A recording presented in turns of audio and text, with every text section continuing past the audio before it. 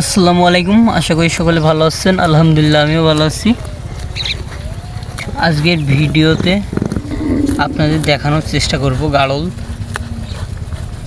কত বড় বড় ঘাস খাচ্ছে। দেখেন, এই ঘাস কিছু কিছু জায়গায় 1 বিঘা উঁচু হয়েছে পুরা। এটা হলো শামা ঘাস আর চটকা কোয়ালিটির ঘাস। এই যে এই কোয়ালিটির ঘাস, এই ঘাস প্রচুর খাচ্ছে। এই জায়গার ঘাস আপনার 1 বিঘা উঁচু হয়েছে। এই যে দেখেন কিভাবে ঘাস খাচ্ছে, দেখেন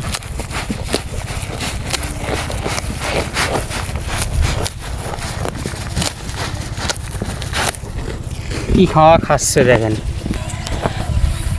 বেশিরভাগই জায়গা চাষ সবাই চষে ফেলেছে, আর কিছু কিছু জায়গা বাদ রয়েছে, অল্প কিছু ভুঁই। এই ভুঁইটাই আমি সকালে দেখে গিয়েছিলাম, প্রচুর ঘাস, কিন্তু এই ভুঁইটাই আমি খাওয়াতে পারলাম না। এই যে পাশের এই ভুঁইটাই খাওয়াইছিলাম, আর এখন এইটি দিয়েছি। এখন অনেক রোদ হয়েছিল, আপনার 12টা মতন বেজে গেল। ওই সময় আর গাড়ল খাইছিল না, একলাই ওই আপনার ঝড়ে ওই বাগানের তলায় ওই যে গাছ আছে, ওই গাছের এখানে সব পলি পড়ছিল, গাছের ছামাই সব যাই ওর ভিতর মাথা গুঁজে দিয়ে বসেছিল। ওই জন্য বাসায় নিয়ে চলে গেলাম। আর এখন বিকেলে আপনার চলে এসেছে এই ভুঁইতে। ঘাস দেখেন, কঠিন ঘাস। ঘাস কাকে বলে? গাড়লে কি খাওয়া খাচ্ছে দেখেন।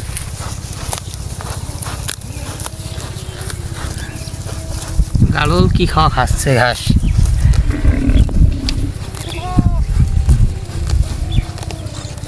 আমরা আজকে আপনাদের সব গাড়লগুলা দেখাবো ভিডিওতে, দেখলে বুঝতে পারবেন গাড়ল কেরাম বড় বড় ঘাস খাচ্ছে। দেখেন যে ঘাসগুলা খাচ্ছে অনেক বড় বড়।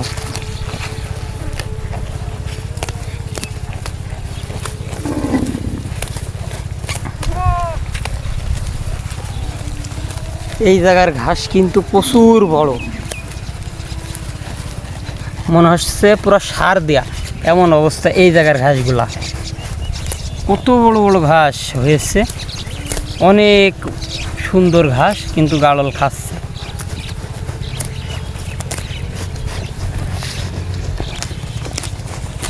একটা সুস্থ গাড়ল কিভাবে খায় দেখেন, আর যে গাড়লটা অসুস্থ সে গাড়ল কিন্তু এইভাবে ঘাস খাবেন আপনার।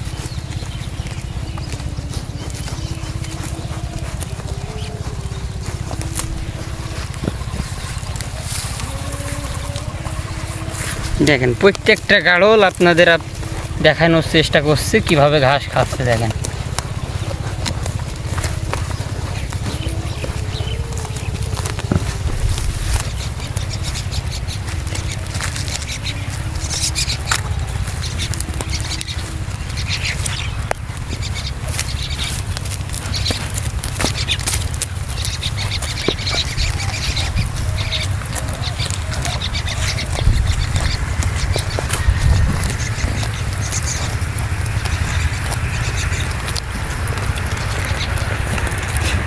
একটা সুস্থ গাড়ল কিন্তু এরকম খাওয়া দাওয়া করবে।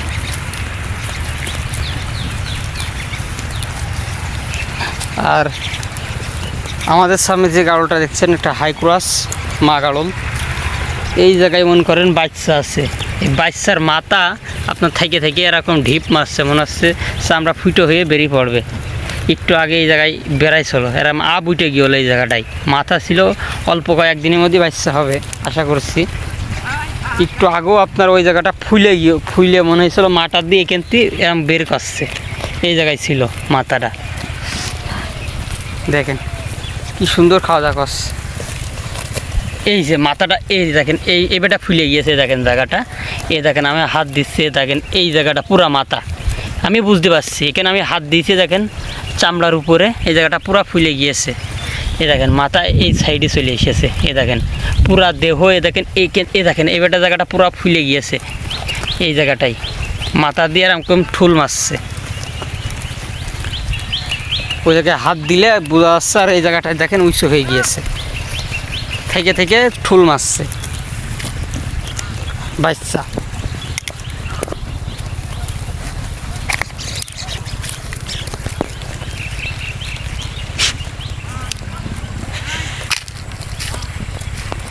এই যে আমাদের পিওর অরিজিনাল পাঁঠার বাচ্চা এবং পাঁঠার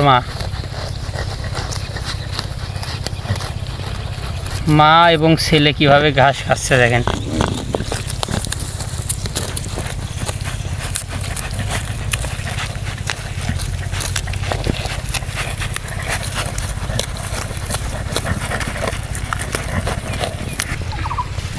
লেজটা দেখেন, পুরা মাটি ছোঁয়া লেজ। এ দেখেন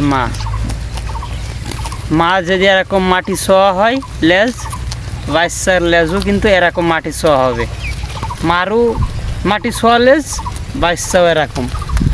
এই জন্য বেশি টাকা দিয়ে যদি গাড়ল কেনেন, ভালো উন্নত মানের গাড়ল, আপনি বাচ্চাও বেচতে পারবেন বেশি টাকায়। আর যদি অল্প টাকার গাড়ল কেনেন, অল্প টাকা বাজেটের, সেই গাড়ল আপনি বেশি টাকার বাচ্চা বিক্রি করতে পারবেন না। এই জন্য ভালো মাল কিনলে ভালো দামে যখন বিক্রি হবে, আর কুমা মাল কিনলে যতই চেষ্টা করেন আপনি ভালো টাকায় কখনোই বেচতে পারবেন না।